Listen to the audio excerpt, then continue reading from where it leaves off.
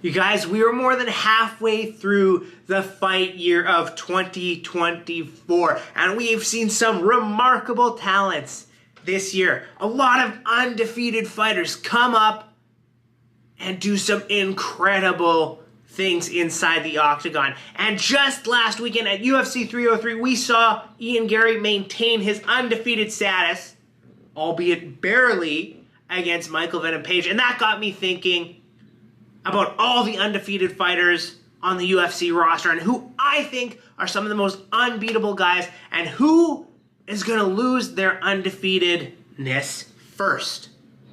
So welcome to the fighters who are losing their O tier list.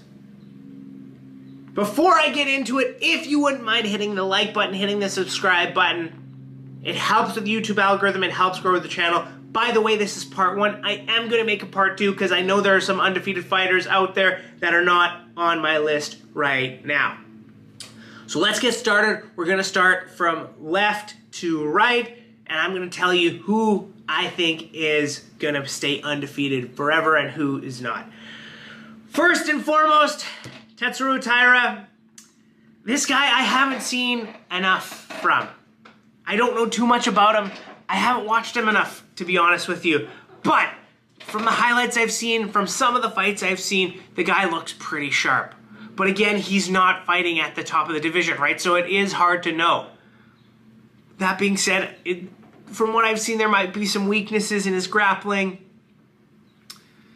You know, some stuff that he needs to work on. I'm going to put him at a solid B, just because I haven't seen enough from him. And I think that the UFC does want to build some fighters out of Japan to sort of get more interest from over there. So they are probably going to put Tatsuro Taira up against some, beatable opponents for a little while. So that's why I'm going to put him at a B, and I think he is going to maintain that undefeated streak for a little while. But again, until he starts fighting some real competition, I don't think he's going to lose his O. Next, we've got Omar Nurmagomedov. Now, Omar Nurmagomedov, for me, anybody who is Team Khabib, I have trouble betting against. I really do. And Omar Nurmagomedov has been a dominant force in the bantamweight division. That being said, he has not been tested against anybody in the top of the division. Is this his fault? Is this the other fighter's fault for being scared? I don't know. I don't know what the answer is to that. But in Abu Dhabi, he is going to be fighting against Corey Sandhagen. If there is anybody who can beat Omar Nurmagomedov, who can figure out a flaw in his game and to expose it, I think it's probably Corey Sandhagen. And a part of me actually wants Corey Sandhagen to win, just because of the fact that I feel like him versus Sugar Sean would be such an interesting fight style-wise. That being said, I do think Omar Nurmagomedov is going to come out on top in this one. And that's why I'm going to be putting him at an A. If you remember, in his last fight, he did get head kicked, and that really wobbled him, that really hurt him. So it's not like if he gets hit, he's invincible, right? He doesn't have like this iron chin, whatever the case may be. So if he can get clipped well, maybe by Corey Sandhagen or by someone else in the future, he can be dropped, he can be finished, right? But it's just a tall order. Anybody with that Dagestani wrestling background is a tough guy to defeat. That's why I'm putting Omar Nurmagomedov at A. Mokaev. I'm putting him at a D. And here's the reason, right? He is a dominant grappler. He's had incredible success so far.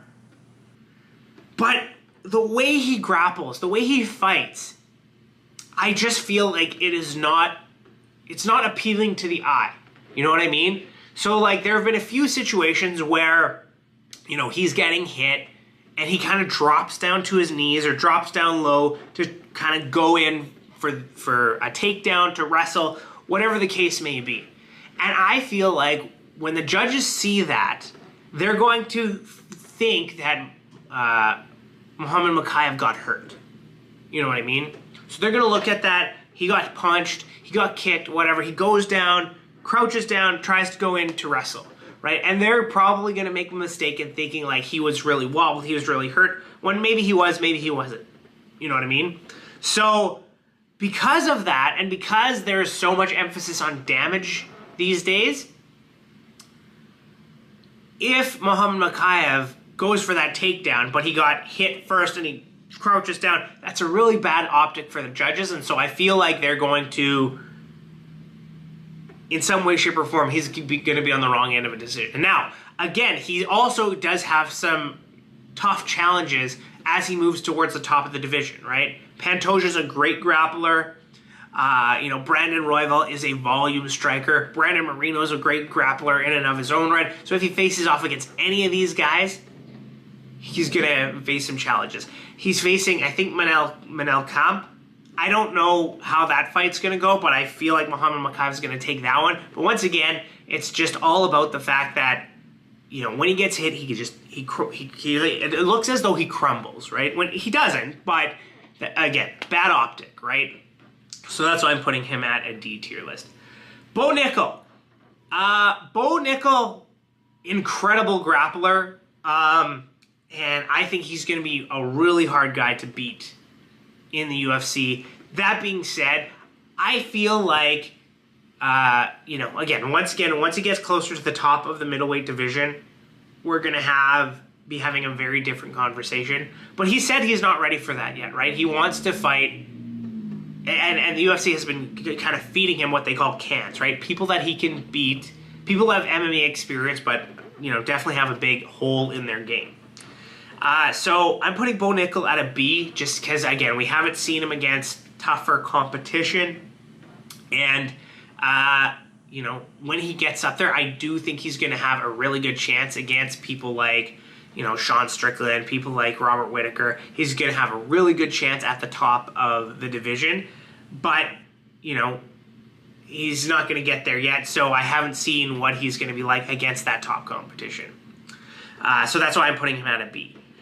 Michael Morales, great striker, some great submissions. I haven't seen too much when he's put on the back foot against someone who can wrestle. And we haven't seen him once again against top guys, so I'm putting him at a B as well.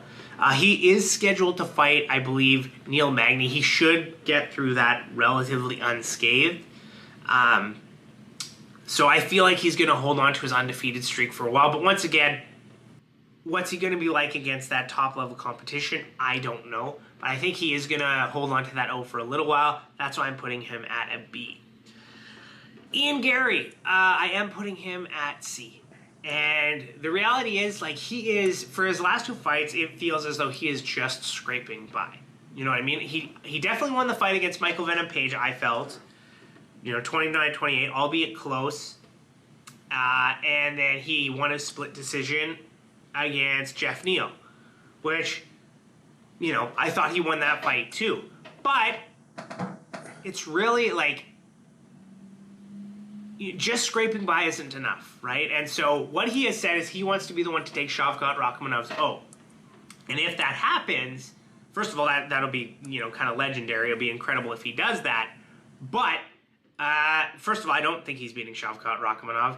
And I think he's going to have a tough time against any, real grapplers, right? So if he faces off against Colby Covington, if he faces off against Shavkat, who can wrestle, if he faces off against Kamaru Usman, I think he's going to have a tough challenge, right?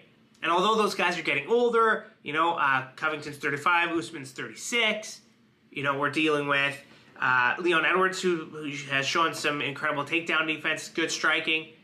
These guys, I think they're gonna give Ian Garry a really tough time, and I think they could definitely beat him. So that's why I'm putting him at a C. That being said, it could be a situation where Ian Garry is just doing enough to get the win. He is improving his grappling, like what he showed against Michael Venom Page. Definitely shows that he has been working on his grappling, his jiu-jitsu, his submissions, all this kind of stuff. So, yeah, I'm still putting him at a C, but that's where he's going to be.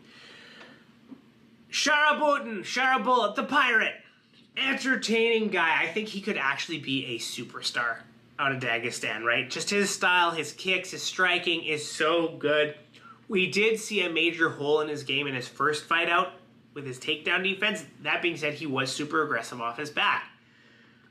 This past fight, Once again, super short notice, so like I don't blame his opponent at all, but his takedown defense did look a lot better.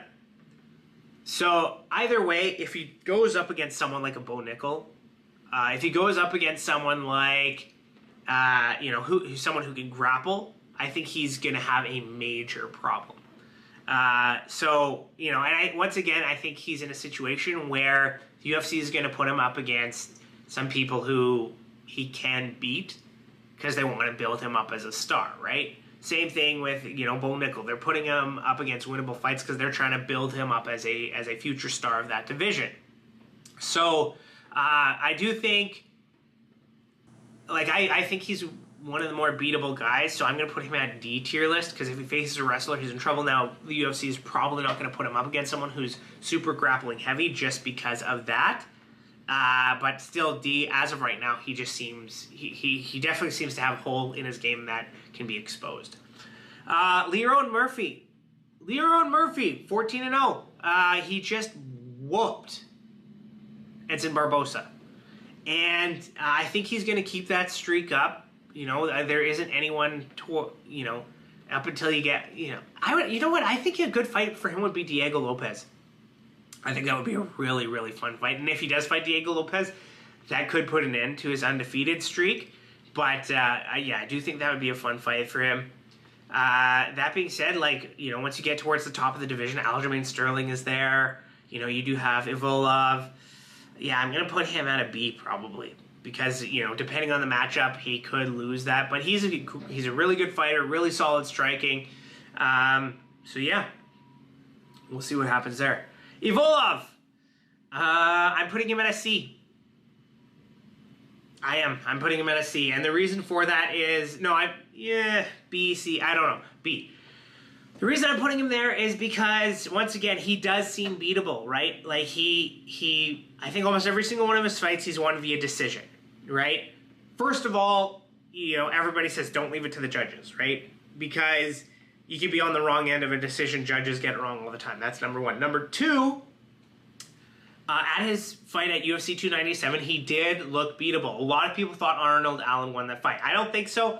Evloev looked like he got the job done, but I think there are a lot of people style-wise at the top of the division who don't stand a chance against Evloev. I don't think he's losing to Ortega. I don't think he's losing to Rodriguez.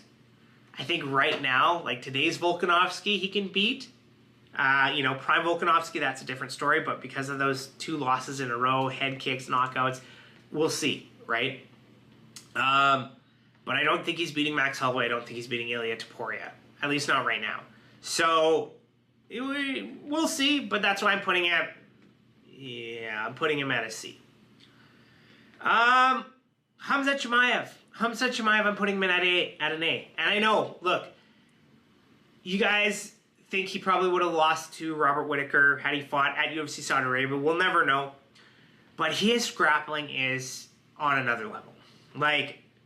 Before his fight with Kamaru Usman, I think, had gotten taken down one time in his career by Colby Covington. Now, granted, it was on 8 days' notice, so that is something.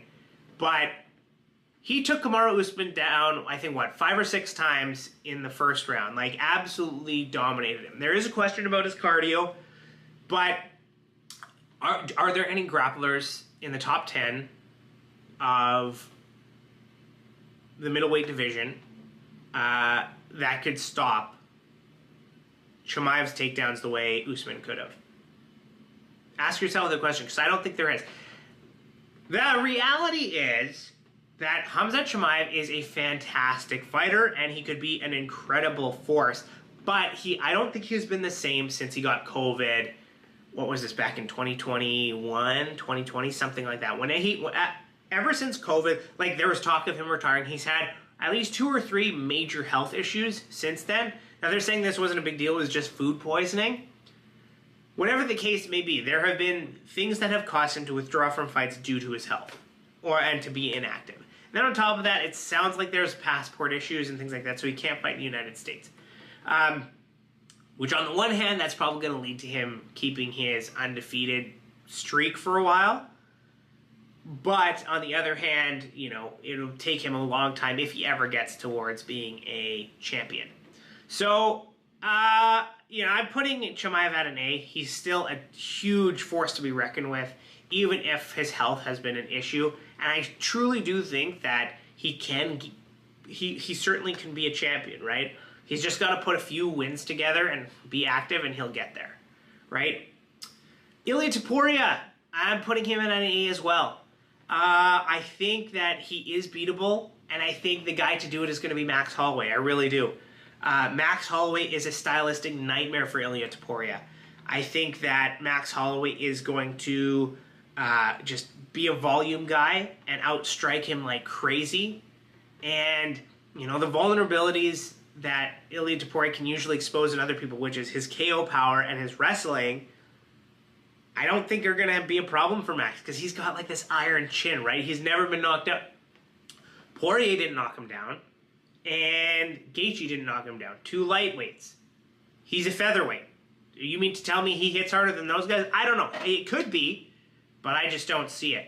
So, but other than Max Holloway, like, who else in the division is beating him, right? He beat Volk. If there's a rematch, I don't think it goes... it doesn't go Volk's way, unfortunately. I think we're past prime Volk. Second, we've got Evloev. That might be the other guy. I don't think he loses to Ortega. I don't think he loses to Yair Rodriguez. You know, anybody in the top 5. The only guy in the top 5 right now who beats him, in my opinion, is Max Holloway. So that's why he's an A. Lastly, Shavkat Rakhmonov. Yes, this guy, I think, is unbeatable right now for anybody at welterweight. Really, I do. I think he beats Leon Edwards. I think he beats Usman. I think he beats Covington. I think, like, anybody, pick anybody in the division, right? I think he can beat them. And a lot of people were saying, like, oh, you know, he's going to have problems because he doesn't have a lot of head movement, right? And I think when he fought Jeff Neal, that was the case. That being said, right, he has the capability of taking a fight where he's not in danger, right? Like, he can do submissions, he can wrestle, he can grapple, he can stay, he can strike. You know what I mean? So depending on who he's fighting, he's going to take it to the realm where he's in the least amount of danger and he's going to win there. So if he's up against Ian Garry, say, for example, who is a phenomenal striker, although he didn't look that way last weekend, if he fights against Ian Garry, what's going to happen is he's just going to wrestle with him, take him down, right? His head movement won't be a factor when he's mauling him from on top, right? Take down Leon Edwards, same kind of thing. So that's kind of where I'm at right now. I think Shavkat really and truly, like, there's nobody at welterweight that's beating him. At least, not the way I see it. Is he beatable? Of course. Like, he's a human being. Anybody is. But just, there's something about him that just seems scary. So, that's my list of current undefeated fighters and who I think is most likely to least likely to lose their undefeated streak. Do you guys agree? Let me know in the comments. And if you wouldn't mind hitting the like button, hitting the subscribe button, it helps with the YouTube algorithm, helps grow the channel. And also, if you wouldn't mind, did I miss anybody? Who should I add to the list? Who should be included in part 2? Thank you guys for watching. We'll see you next time.